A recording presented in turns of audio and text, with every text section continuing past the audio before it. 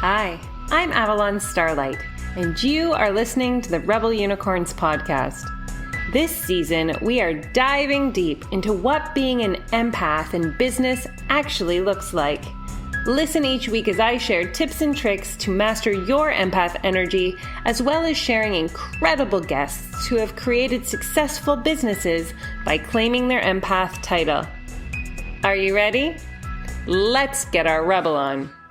Hello, Rebel Unicorns. Welcome to today's episode of the Rebel Unicorns podcast, where I am super excited to share with you all of the ways that you can protect yourself as an empath in life, in business, in all areas of being and body. And I think this is a powerful conversation to have because, our energy is sacred. And above and beyond being an empath, really getting to a place of clarity that your energy is a gift and it is meant to be given, and people are allowed in who are really going to respect and honor your energy as a gift. And I remember being at an Archangel conference in Toronto one year, and Elizabeth Gilbert was the speaker. And she was so good, but she defined this statement of what makes something sacred, right? Like if you're thinking about your own energy body as a sacred space, what makes a place sacred? What makes an object sacred? What makes something sacred? And what she said was that, a church, a mosque, a ritualistic site, anything that holds a ceremony, what creates the sacredness is but the willingness to draw a circle around it and just simply say this is sacred. So that's kind of what we've been talking about in this season of Empaths in Business. In the first episode with Jen Eden was like, boundaries are so significant in being able to empower and align yourself into your highest vibrational frequency so that you can make an impact in the community that you were born into this human body to actually be able to support. It's part of your mission. So you draw this circle, which is a boundary, and you say everything within this circle or this boundary is sacred. And that includes your own energy body. It includes you, the human, as the vessel of divine information, of divine, offerings, of your light to share with the world. You are sacred. And in this sacredness is this understanding that you are not going to let people or events or experiences that are not of your highest service and good just take over or force themselves or attack or be in your energetic body without your permission, without your grace. So with that being said, I'm actually going to teach you two different forms of protection as being an empath. The first one is a way in which you are in the experience of clearing energy. So when you are an claimed empath, oftentimes what happens, and you heard it in, Corey's podcast interview where she had said that she was in there doing Reiki and she didn't realize she was holding on to this energy. You're going to hear next week in my interview with Angela that, she was a chiropractor and taking in all of this energy. And when you don't know that you're an empath, and energy and emotion is flowing into your body and you never actually clearing it out, it becomes like a heavy sponge. That's what your body will feel like. It will feel like a heavy sponge. Most of the time it presents in your heart chakra because that's what we're breathing energy into. And it accumulates in your body and you will feel almost like a density. And the density is not yours. It belongs to other people. And so there's one place that we always start, and that is simply in the understanding that you are going to begin the process of releasing energy that doesn't belong to you in whichever form or way feels resonant and easy for you. Personally, I do it through heart clearing because oftentimes when I'm taking in somebody's energy, it's because I'm feeling responsible for them. I feel that I want to care for them. I feel like I don't want them to get hurt. And in doing so, I then, because I'm an empath, pull their energy within my body and I try to protect it. I try to fix it. I try to hold on to it. I try to make it okay. I try to fit, whatever it is. So a heart clearing meditation for me is simply being in a space of being in a walking meditation, being in a seated position, however is comfortable for you, willingly and knowingly saying or feeling or being given a person's name. It could be somebody in your life currently, somebody in your past, could be a kid from grade school, but you're just being in a space of openness to say, like, whose energy am I still holding on to that is not mine to carry anymore? And you begin the process of aligning and of feeling the person. Either you might get a visual of them, you might get a sensation of them, you might smell a perfume that they've been wearing or cologne, and you know that that's theirs, and you just release them back to the divine. You say, okay, this is no longer mine to carry. I offer it to the divine, because you can look over these people far better than I can. You're much more equipped. Plus you have a whole team of angels, archangels, and other support systems to care for these people. I release them to you, knowing that they are fully supported and loved. And you're just going to let yourself go through each and every single person. I do this regularly, heart clearing. I clear my heart because I want to make space for new to come in. And I want to make space for, myself to have the capacity to receive more love, more abundance, more grace into my being and my day. So heart clearing is by far one of the most poignant and important things to do as an empath in your business and in your life. Because here's the other thing that's going to happen as if you're a coach, a consultant, an entrepreneur, a business owner, and you're in this business, and we tend to gravitate towards healing professions that allow us to work with other people to help them become better versions of themselves. You will also take on your clients, right? You will bring them into your heart space, into your energetic body. Their emotions become your emotions. Their feelings become yours. And so when you're doing this, even your mentors, even your coaches, anybody who comes to your mind, be willing to release them. Your kids, your partners, everybody. The second piece, and I will place this in the show notes because I put this in the beginning of every single program that I offer. So if you've ever done a program with me, you know this one. This meditation, I actually put it up on YouTube so that it has the possibility to reach more people. But this is cord cutting. And, there's a lot of mixed emotions about cord cutting. And, as a little bit of an earth witch myself, there are actual rituals that you can do where you can take candles and you can engrave the initials of the two people, you being one maybe and somebody else, and you tie a cord around the candle and you light the candles and you let the candles burn down until somebody's candle burns through the rope, and that's considered a cord cutting in a ritual ceremony kind of way. Personally, I'm going to share this meditation that is how I came into knowing about cord cutting, and it was a very significant experience for me because throughout our day and throughout our life, when we're coming into contact with people, tendrils of energy connect us to them. Technically, we're one consciousness. We are all connected in all forms, in all ways.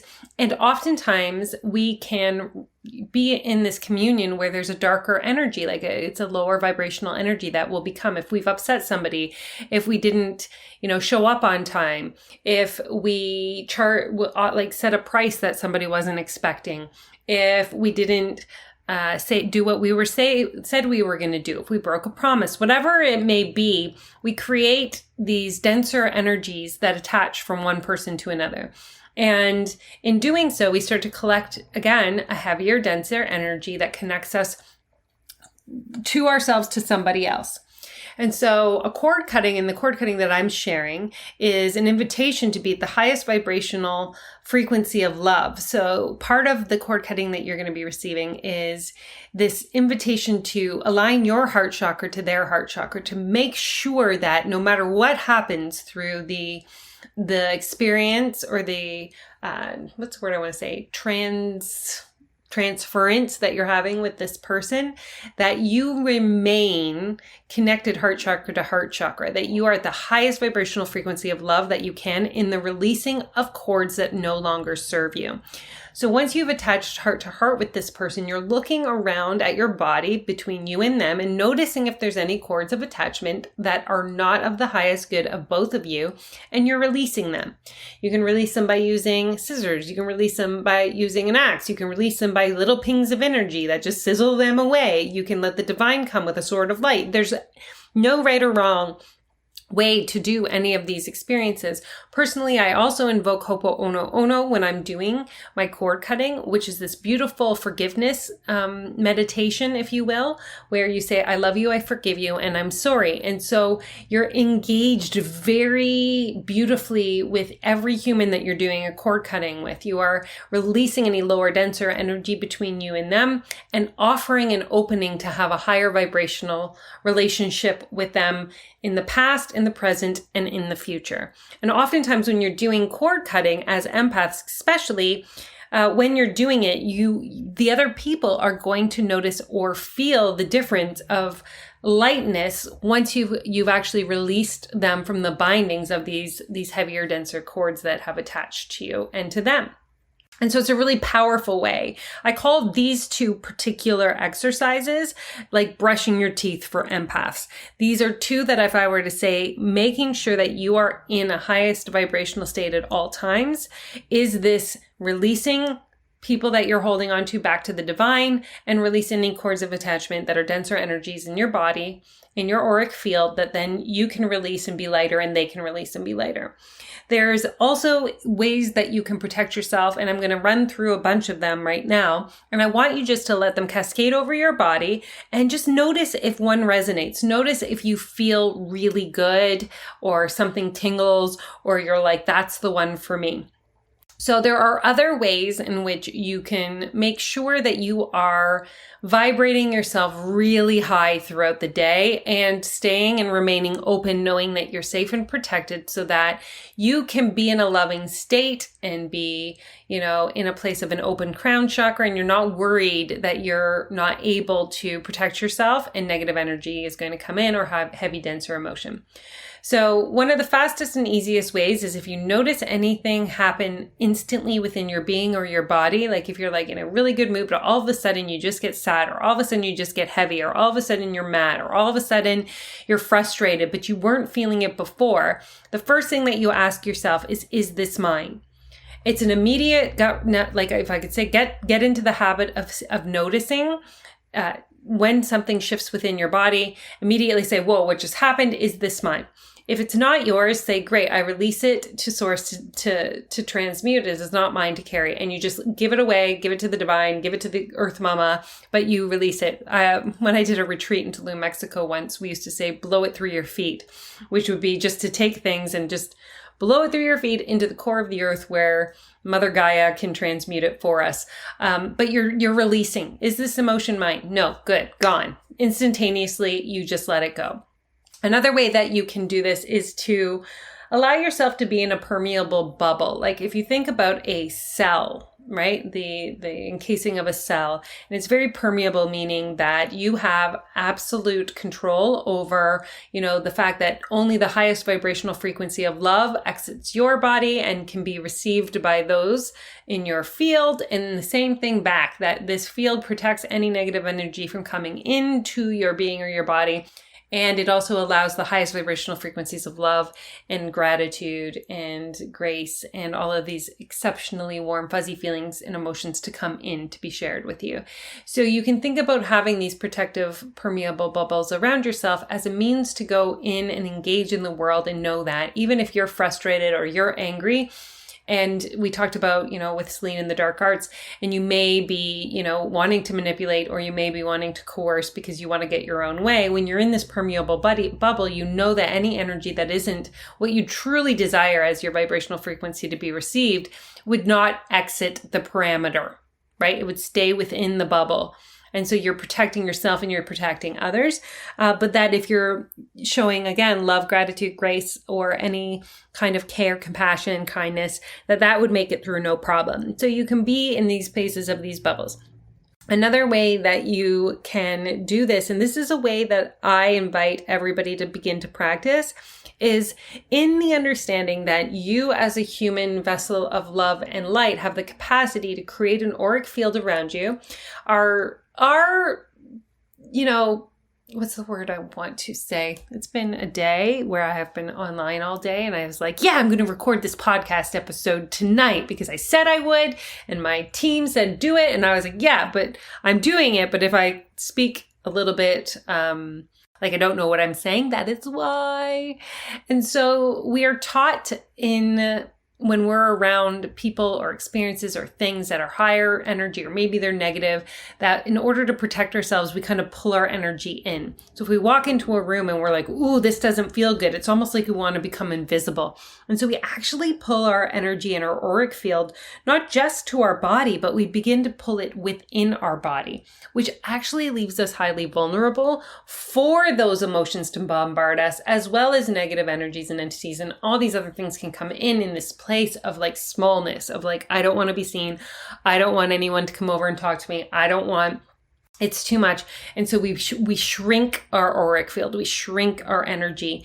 And again, this can leave us quite vulnerable to being bombarded with the emotions that we're actually trying not to be in communication with or in the receiving end of. So I invite you guys to do a separate practice altogether. And that is, imagine that you have an aura of gold light that begins to pour out of your body from the core. If you ever imagine that there is a sun, and the sun is found within your center of your stomach, it glows so bright, and this gold light of this warm sunlight energy, it like permeates through your body, out through your skin, and it creates this warm glow of energy that you can begin to send, just like kind of push it away from you. And this energy actually acts as a transmutation device of any emotion that is not of your highest good, right? So like even as you're walking into a room and you're sending this energy out, which is unlimited because it is connected to the source of all things. It's a direct communicating source of, like, if you ever played the game Telephone, right? So source energy is like, would you like some love light? I'm like, yeah, I want some love light. They directly send it into the core of your being, and then you permeate it out through your body into this loving energy. And you walk into a room. As you're walking into the room, that energy will change and shift the frequency of everything that it comes in contact with before you step into it. So if you think about this as like an energetic bodyguard, so your energy, this beautiful, warm, love light energy is like ahead of you, and you're walking in behind it, and it has transmuted everything. And it's actually, as you come in contact with people, it's raising their vibration as you maintain just being in this beautiful field of sharing access to this incredible golden light of the divine. And so this is a really new practice. A lot of people don't talk about this from the level of being somebody who can take in energy, that you can actually be a gifter or a giver of really beautiful love light energy, and it requires no real work on you other than just being in the practice of imagining a direct source of light energy coming to the core of your being, and then just permeating this gold light out, and then knowing that everything that it touches, it's transmuting to this highest frequency of love light energy that then you can receive back to you. It's just this, it's a really powerful practice. So there are other ways to protect that are in the moment as well. So washing your hands can be a very cleansing and clearing way in which you release energy. Reiki practitioners tend to do this a lot because they have their hands over top of people, massage therapists, people that work with their hands. You can do it anytime. If you've just been around energy and it doesn't feel good, you might feel that tension. Go and put your hands under the water and imagine all energy that isn't yours just kind of coming out of your hands and down the drain. You can do this in the shower as well. Every time you're having a shower, just imagine energy that isn't yours washing away and being transmuted in the core of the earth. If you are like me and love the shows like The Kingsman, which I love a lot, you can have like an umbrella that will protect you, or a talisman, or something that you carry that it acts as a shield to negative energy. And some people do it with crystals. I'm envisioning like legit, like a really super powered umbrella that you would open up and like when things are coming at you, and it repels all energy. You can have a hat, you can have something, some token or talisman that you have imbued energy of protection into that you carry with you at all times, and it does exactly what you ask it to do. You can work with clear quartz or selenite, and you can envision yourself in a tube or a cylinder, or do it throughout the day, where at different intervals of the day. This cylinder of clear quartz comes down from the sky. It travels over your body as it's doing. So it's releasing and cutting any cords that are not of your highest good. And it touches the ground. You take a few cleansing, grounding breaths, acknowledging that here in this moment, right now, that you are grounded into the space of clean energy. And that when this clear quartz or selenite tube goes back up into the divine heavens above, that you are then, released of any emotion and energy that is not serving you or serving others. And so you have a bunch of practices here. These are all things that I have tried. These are all things that I have learned over the course of the last 5 years in order to work with. The one that I'm working with most right now, I do always do the heart clearing and the cord cutting.